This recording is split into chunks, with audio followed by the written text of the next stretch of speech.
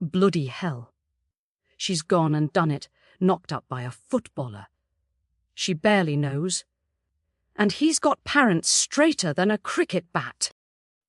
You know, Jude's parents are actually quite curved in their thinking if you consider their archaic views on... Oh, spare me the sociology lecture, Professor. We're talking about a woman who traded Bronte sisters for baby bottles.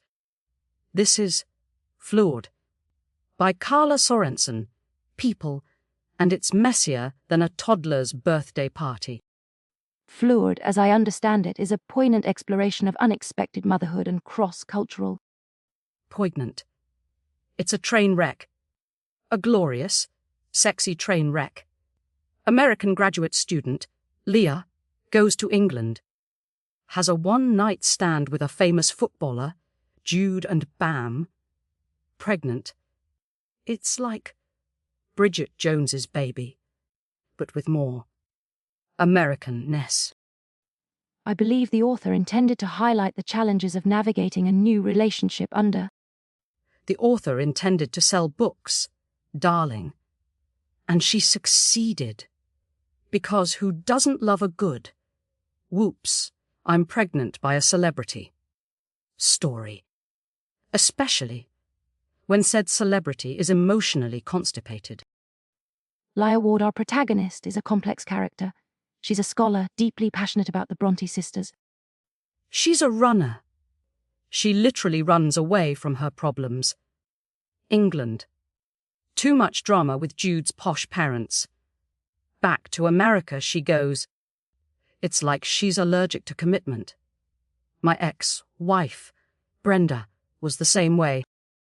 I hardly think Lia's situation is comparable to your colourful marital history. Oh, it is. Brenda ran every time. I suggested we get a cat. Lia runs when she gets a baby. Same principle. And Jude. Don't get me started. He's a man-child. Mommy and daddy issues galore. He's a product of his upbringing. His parents are emotionally reserved, to say the least. It's a classic case of... It's a classic case of needing a good therapist. And maybe a spanking. I'm kidding. Mostly.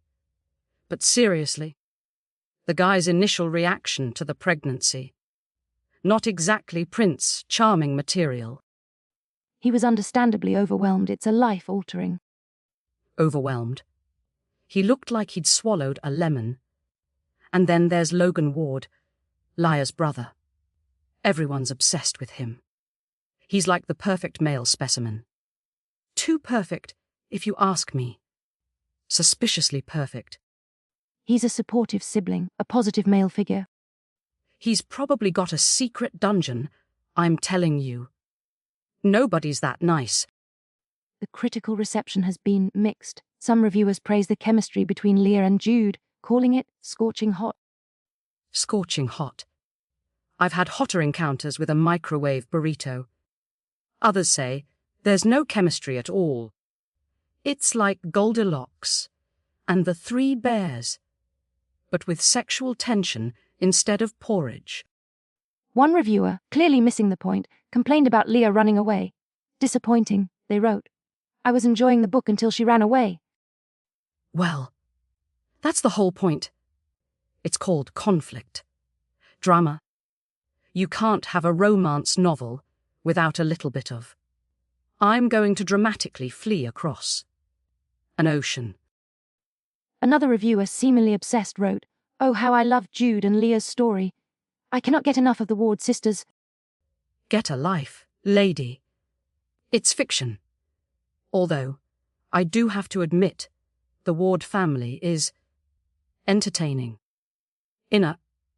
They're going to end up on a reality show. Kind of way. Let's read a fabricated listener email.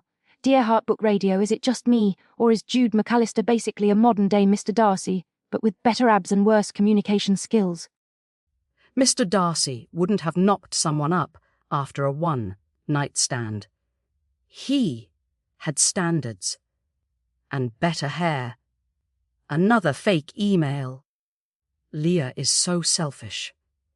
She should have stayed in England and dealt with Jude's awful parents. She needed to prioritize her own well-being. It's a complex. It's a cop-out. If this character were a sandwich, she would be a soggy, lukewarm tuna melt on white bread. No spice. No flavour. I disagree. I think she would be a sophisticated panini with artisanal cheese and... You and your paniness. You're changing your opinion again. Last week, you said you hated paninis. I've evolved. My culinary tastes are fluid. Okay, final verdict. I give this book 3 out of 5 exploding footballs. It's entertaining, but it's also infuriating. Like watching a slow motion car crash involving a very attractive couple. I give it 4 out of 5 Bront sister biographies. It's a thoughtful exploration of modern love with some flaws but ultimately satisfying. 4 out of 5. You're too generous. You just like saying Bronte sister biographies. Join us next week on Heartbook Radio when we'll be discussing the Duke's disastrous date with a dairy farmer's daughter. A historical romance so ridiculous, it will make you question the very fabric of reality. I don't think that's a real book. It is now. Goodbye, everyone. And remember, don't have one-night stands with famous athletes, or do. It makes for good radio.